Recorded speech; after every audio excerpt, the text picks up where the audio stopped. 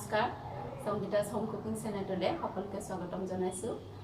আজি কলডিলৰ ৰেচিপি এটা লৈ আহিছোঁ। ৰেচিপি আচলতে মই দুটা বনাম, কিন্তু আজি প্ৰথমে এটা দেখাম আৰু নেক্সট ভিডিঅ'টোত আৰু এটা আপলোড কৰিম। আচলতে এটা কলডিলৰে দুটা ৰেচিপি ওলাব, গতিকে আপোনালোকে ভিডিঅ'টো চাব। আহক তেনেহ'লে আৰম্ভ কৰোঁ। আজি কলডিলৰ ৰেচিপিটো বনাবলৈ এইটো এটা কলডিল লৈছোঁ। এই কলডিলটো এতিয়া মই প্ৰথমতে তৰপকৈ ওলাই ল'ম। এয়া কলডিলৰ এইখিনি ফুল, এইখিনি দিও বেলেগ এটা ৰেচিপি হ'ব। এইখিনি মই থৈ যাম। এয়া এনেকৈ কলডিলটো তৰপকৈ ওলাই ল'ম। একেবাৰে যেতিয়ালৈকে বগা কোমল পাৰ্টটো ওলাই নপৰে তেতিয়ালৈকে মই এই তৰপবোৰ ওলাই ল'ম কলডিলৰ। এইটো কলডিলটো, এইটো মই ওলাই ল'লোঁ। একেবাৰে কোমল অংশখিনি ৰাখিছোঁ আৰু অলপ মই বেছিকৈ ওলাই লৈছোঁ। বাকী এইখিনিও মই ব্যৱহাৰ কৰিম ফুলখিনি। গতিকে এতিয়া প্ৰথমতে এইটো মিহিকৈ কুটি লওঁ। কলডিলৰ পৰা আঠা ওলাই, সেইকাৰণে মই তলত এখন পেপাৰ পাৰি লৈছোঁ। এনেকৈ একেবাৰে কোমলখিনি ওলাই ল'লে আৰু খাবলৈ অলপ ভাল হয়। এতিয়া এইখিনি এনেকৈ মিহিকৈ গোটেই কলডিলটো কাটি ল'ম। আৰু কলডিল আচলতে স্বাস্থ্যৰ কাৰণে বিৰাটেই ভাল। কলডিলত যথেষ্ট পৰিমাণে ফাইবাৰ থাকে, আইৰণ থাকে। আইৰণ থকাৰ কাৰণে কাটাৰ পিছত কলডিলটো এনেকৈ ক'লা পৰি যায়, আৰু ফাইবাৰ থাকে, পেটৰ কাৰণে ভাল। সেইকাৰণে কলডিলটো প্ৰায় খাবই লাগে। এতিয়া কলডিলখিনি কটা হৈ গ'ল। এনেদৰে কুটি লৈ পেলাই এতিয়া মই কলডিলখিনি ধুই ল'ম। অলপ ধুই লৈ তাৰপিছত বনোৱা আৰম্ভ কৰিম। ইয়াতে আৰু দুবিধমান বস্তু প্ৰয়োজন হ'ব, সেইখিনি মই বনাওঁতে দেখাই যাম।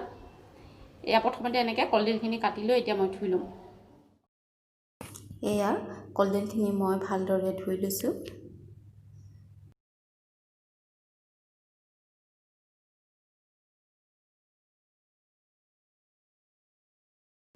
আৰু প্ৰায় 100 গ্ৰামমান মচুৰ দালিও মই বেলেগকৈ ধুই ল'ম।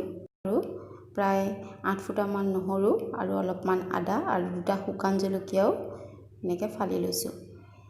এতিয়া কেৰাহীত তেল দি তেলখিনি গৰম হ'বলৈ দিম, আৰু গৰম তেলতে আদা, নহৰু, শুকান জলকীয়া গোটেইখিনি পিচি লৈ গৰম তেলখিনিত ঢালি দিম।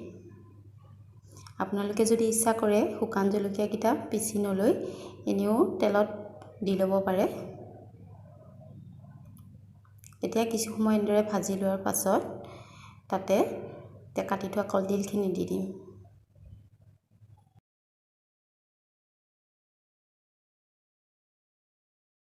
এইখিনি ভালদৰে লৰাই ল'ম।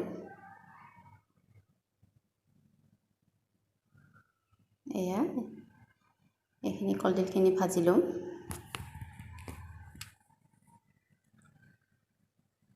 এতিয়া ইয়াতে আধা চামুচ নিমখ দিছোঁ, আৰু আধা চামুচ হালধি দিম।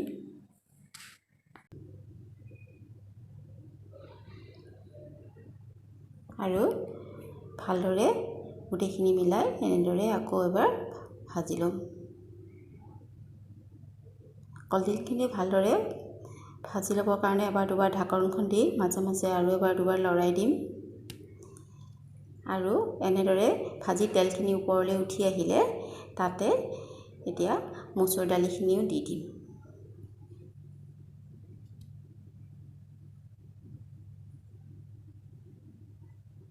এনেদৰে মচুৰ দালিখিনি দি কলডিলখিনি ভালদৰে আকৌ ভাজি ল'ম।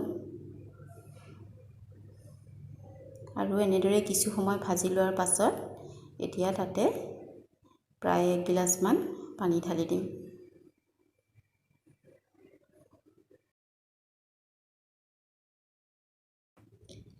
আৰু গোটেইখিনি এনেদৰে ভালদৰে মিক্স কৰি এতিয়া কলডিলখিনি দালিৰ লগত কিছু সময় সিজিবলৈ দিম। মাজতে মই ঢাকনখন দি দিম। প্ৰায় 5-10 মিনিটমান সময় দিয়াৰ পাছত এনেদৰে দালিখিনি গলি গৈ কলডিলখিনিৰ লগত লাহে লাহে মিক্স হৈ আহিব। আৰু এবাৰ ঢাকন দি আকৌ এবাৰ ভালদৰে সিজাই ল'ম।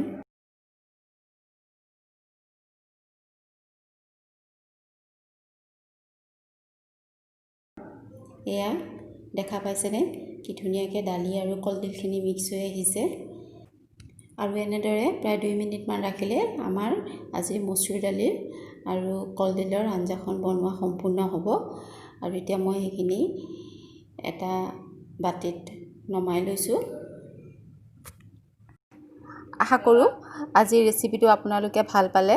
কলডিলৰ আন এটা ৰেচিপি মই মোৰ নেক্সট ভিডিঅ'টোত বনাই দেখুৱাম। তেতিয়ালৈকে মোৰ ভিডিঅ'সমূহ চাই থাকিব আৰু মোৰ চেনেলটো ছাবস্ক্ৰাইব কৰিব।